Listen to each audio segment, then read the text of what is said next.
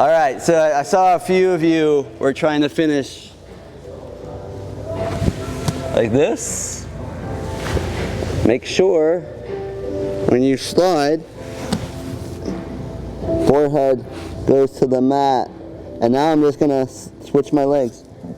Walk, walk, walk, tap. So make sure you hit your forehead to the mat. Try it again, 1, 2. Yeah, I wanted to tell everybody 4 years ago in August 2019, I got diagnosed with stage 4 non-Hodgkin's lymphoma, and I also had a pulmonary embolism that was 2 days away from killing me. My oncologist told me that all my years of training on the mat, simulating our, killing each other, helped me get through my chemotherapy. I had 16 rounds of chemotherapy. Everything's clear, I'm in remission, and literally it's all because jiu-jitsu saved my life.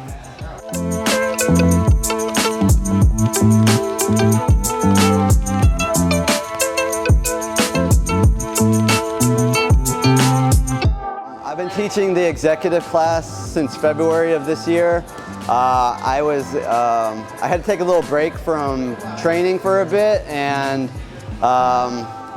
I was originally teaching the 7 a.m. Monday-Wednesday class, and when I had to stop teaching, I told Leo I was going to be back, and when I came back, he's like, "You want to teach the executive class?" I was like, "Sure." And really want to give a shout out to Leo Noguera. When I was going through my chemotherapy and right when I got diagnosed, him and Victoria came to the hospital and stayed with me and talked to me, and Leo gave me some great words of advice. And it's good to see that somebody at that level can talk to you, in a human aspect, not about jiu-jitsu, just about, life in general and, fears and strengths and things like that. So really have a lot of admiration for Leo Noguera. He's just not a great teacher, he's a great person.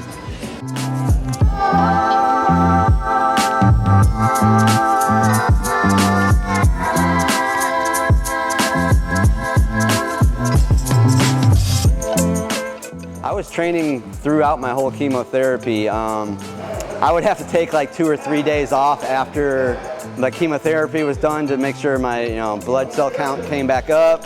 And then after that, I went back to training. It was pretty much just going through movements, figuring out how my body was gonna react to everything, and treating the training like a practice and not like a competition. So if I got tapped, I got tapped. I accepted it. I just moved on, learned what I did wrong, and just really was able to focus on the little micro movements that happen within jiu-jitsu. So I was able to slow it down a lot, and I learned a whole lot more just by doing that. And when I got back to full strength, my jiu-jitsu was so much better at that point.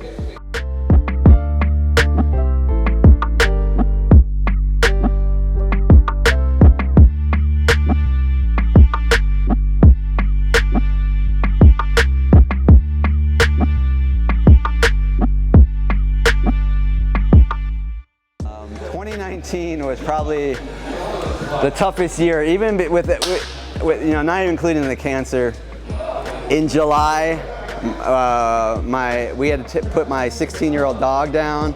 2 months later, my mom called me and told me that my dad was 2 days away from passing away. He was going into hospice, and that was when I just got diagnosed with my cancer, and I actually had to call my oncologist. My parents, they live in Arizona, so I had to call my oncologist to see if I could fly out there because I was sick and literally throwing up, and everything you could think of was happening to me.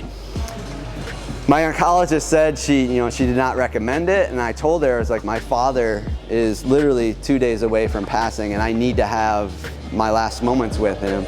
And she told me, do what you have to do. So I went right onto the Delta website, bought a ticket for the next day. It was like $1,000 or something. I didn't care because I had to go see my dad. I had to honor my father. So when I got to the hospital, my dad was unconscious. As I was talking to my dad and he was unconscious, literally, I'm 10 feet away from him. I'm the only person in the room with him. And all of a sudden my dad, being unconscious, puts up his left hand just like this, laying in the bed. And I was like, Dad, what do you want? Do you want me to hold your hand?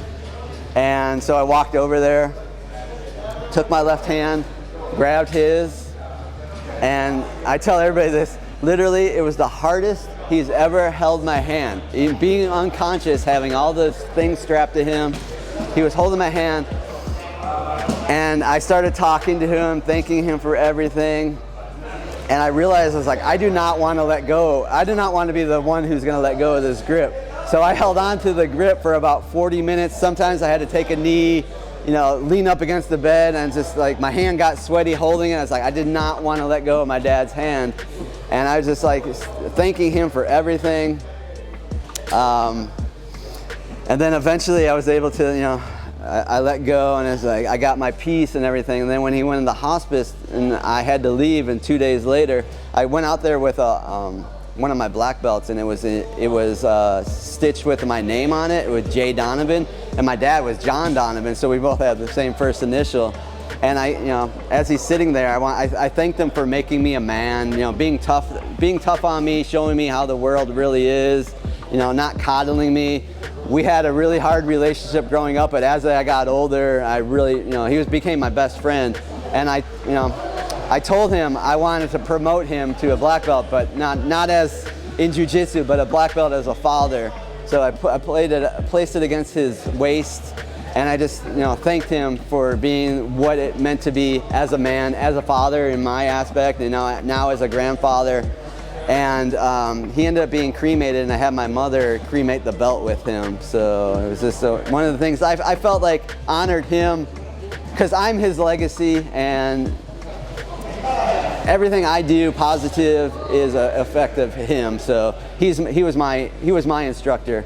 So I felt that it was best just to send him out in the right way.